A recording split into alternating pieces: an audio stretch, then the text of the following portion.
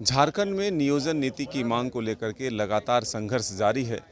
आज हमारे साथ मौजूद हैं सिल्ली के पूर्व विधायक अमित महतो जी, जो कि 21 किलोमीटर की दौड़ राजधानी रांची में लगाएंगे। पिछले काफ़ी लंबे समय से 81 विधानसभा में इन्होंने दौड़ लगा लिया है।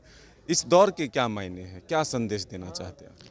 सर, संदेश कुछ नहीं देना चाहते हैं। हम अपना हक चाहते हैं, हम अपने अधिकार चाहते हैं कि आप हमारा जो अधिकार बनता है वो अधिकार दो जो हमें इन 22 वर्षों में नहीं मिला। हमारी पहचान दो, हमारे हाथों को रोज़गार दो, खतियान के आधार पर हमें हमारा नियोजन दो और खतियान के आधार पर हमारी पहचान दो, झारखंडी होने की परिभाषा को तय करो। यही हम चाहते हैं सर। और हेमंत जी से हम यही आग्रह करते हैं, विनती निवेदन भी करते हैं, रोज़ थोड़ी सी धमकी भी देते हैं कि आप गलत कर रहे हो, गलत का नतीजा गलत होता है, आप बेहतर करोगे, बेहतर परिणाम आएंगे, लोग आपको चाहेंगे।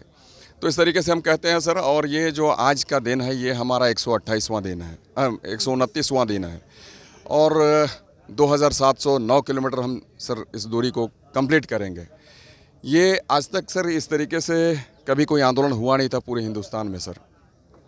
हमेशा लोग धरना देते हैं, अनशन करते हैं, सड़क जाम करते हैं, इस तरीके से अपनी बातों को रखने का काम करते थे। लेकिन सर हमें लगा कि एक लोकतांत्रिक तरीका अलग हो और हम सबसे ज़्यादा अपने दर्दों को बयां कर सकें। तो सर पैरों में तो दर्द होते ही हैं। अगर कोई व्यक्ति रोज़ के रोज़ 21 किलोमीटर दौड़े सर तो उसके पैरों में दर्द होगा ही। तो हम सर ये अपने दर्द को परवाह न करते हुए यहाँ के माननीय मुख्यमंत्री से हम रोज़ के रोज़ यही गुहार लगाते हैं, फरियाद करते हैं, गुजारिश करते हैं, निवेदन विनती करते हैं कि आप हमारे दर्द को समझें और खतियान के आधार पर स्थानीय नीति नियोजन नीति का निर्धारण करें। और इसी कमिटमेंट के साथ सर आप सत्ता को संभालने का काम किए हैं, हर चुनावी सभा में आप बोलने का काम किए हैं, लोगों के साथ कमिटमेंट किए हैं, तो आप इसे पूरा करें। और नीति बनने से पहले कोई नियोजन का तरीका अख्तियार ना करें। नीति हमारे खतियान बेस्ड होनी चाहिए। नीति बन जाए उसके बाद आप नियुक्ति प्रक्रिया में आगे बढ़ें। और सर यहाँ पर आपको बता दें, पूरे झारखंड में तकरीबन 8 लाख वैकेंसियाँ हैं सर। अगर 8 लाख लोगों को सर रोज़गार मिल जाता है तो एक व्यक्ति अगर रोज़गार से जुड़ता है तो सर 10 लोग उसके परिवार के खुश हो जाते हैं। तो हम समझते हैं सर 80 लाख लोग खुश हो जाएंगे, खुशहाल हो जाएंगे, उनका लिविंग स्टैंडर्ड हाई हो जाएगा। तो कहीं ना कहीं आने वाले दिनों में सर हमारा झारखंड समृद्धि के मार्ग पर आगे बढ़ने लगेगा। तो हम यही आशा उम्मीद रोज़ के रोज़ लगाते हुए सर हम रोज़ 21 किलोमीटर दौड़ते हैं। और हम तो आज भी आग्रह करेंगे हेमंत जी से कि आप बनाएं स्थानीय। ये जो नए कीर्तिमान बताए जा रहे हैं कि जेपीएससी 4 घंटे में ही नियुक्तियां दे रही है, रिजल्ट जारी कर दे रहा है, ये वैकल्पिक व्यवस्था है, वो कह रहे हैं। तो ये भरोसा है कि ये वैकल्पिक व्यवस्था भविष्य के लिए बेहतर हो सकता है? सर ये जो जेपीएससी है हमेशा ही बदनाम होता रहा है अपने कार्यशैली को लेकर।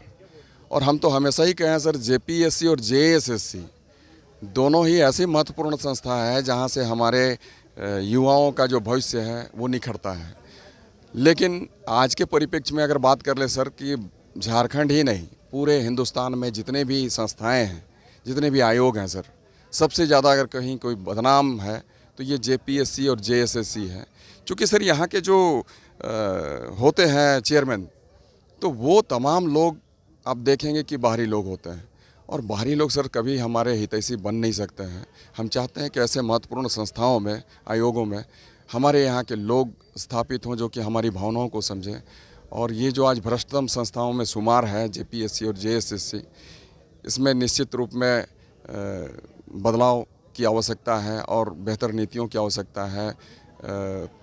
और ऐसा व्यक्ति चेयरमैन बने जो कि हमारी भावनाओं की कदर करे और यहाँ के लोगों के हितों का ख्याल रखें। लेकिन एक महत्वपूर्ण आरोप जो लगता है, जो सत्ताधारी दल के लोग हैं, जो 1932 की बात करते हैं, जो आवाज़ उठाते हैं, कहते हैं कि वही लोगों को भड़का रहे हैं, युवाओं को दिग्भ्रमित कर रहे हैं।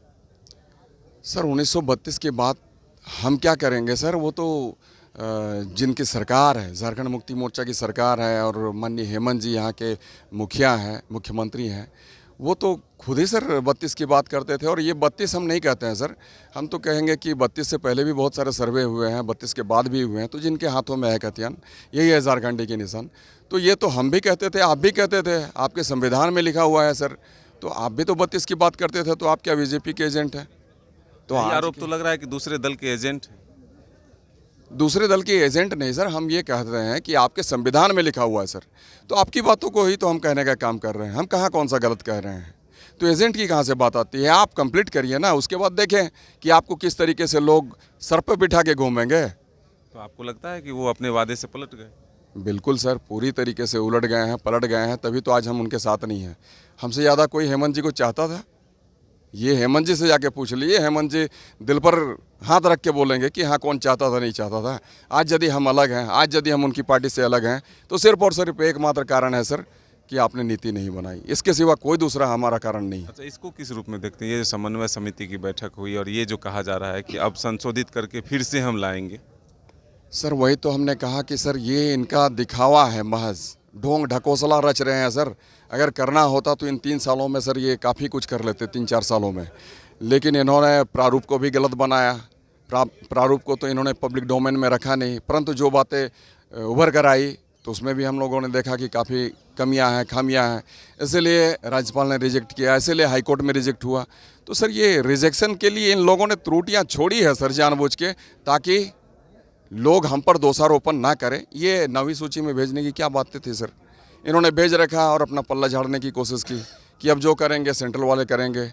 ये गलत है सर। इससे पहले भी नीति बनी है, रघुवर जी ने बनाई थी 85 वाली नीति। देखा किस तरीके से उन्होंने अपने कैबिनेट में ले लाया और अनुपालन करवाया। उन्होंने तो विधानसभा में भी नहीं लाया और अनुपालन करवाते उन्होंने जितनी भी नौकरियाँ देनी थी दे दी। तो इनकी मंशा स्पष्ट होती थी सर। तो अब तक हमारे यहाँ हम समझते हैं 8-9 लाख लोगों को नौकरियां लग जाती, जो भी वैकेंसी है सर, बहुत सारी रिक्तियां हैं जो कि हर विभाग में हैं, तो मिल गई होती और हमारे लोग खुशहाल हो गए होते।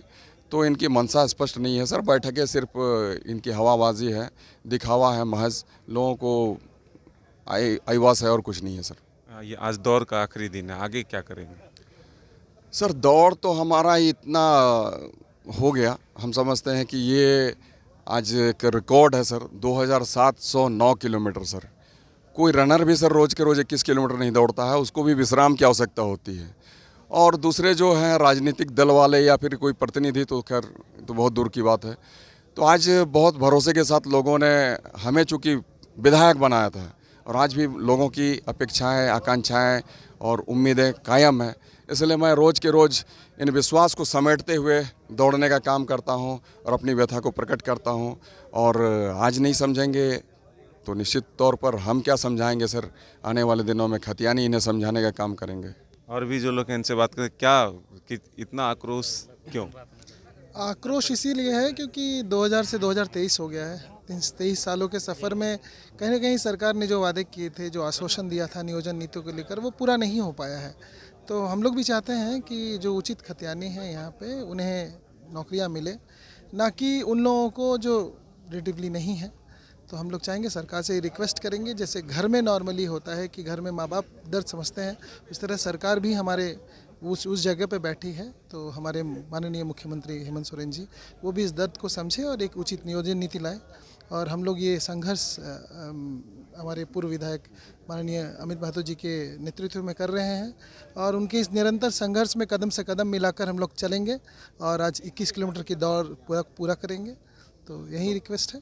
हमारी भी कोशिश है कि सरकार तक इनकी बातें पहुंचे और जो नियोजन नीति है वो राज्य के लोगों के हित में बने, ये संदेश हम भी पहुंचाने की कोशिश करें। तो ये तस्वीर आप देख रहे हैं मोरहाबादी मैदान से, बापू वाटिका के समीप से, कि यहाँ पर पूर्व विधायक अमित महतो के साथ काफ़ी संख्या में लोग हैं जो 21 किलोमीटर की दौड़ यहाँ से शुरुआत करेंगे और फिर सरकार तक अपनी जो एक मैसेज है उसे पहुँचाने की कोशिश करेंगे। अपने सहयोगी विकास के साथ Madan Singh, news. Welcome to Chacha Mama दंगल। हास्य अदाकार संजय मिश्रा से गुजारिश है कि वह अखाड़े में कूदे और फुलटूस को ट्रॉफी से नवाजे। लगता है समाधि ले ली। अरे बुला रहे हैं। अरे बोल रहे हैं कि बुला लो।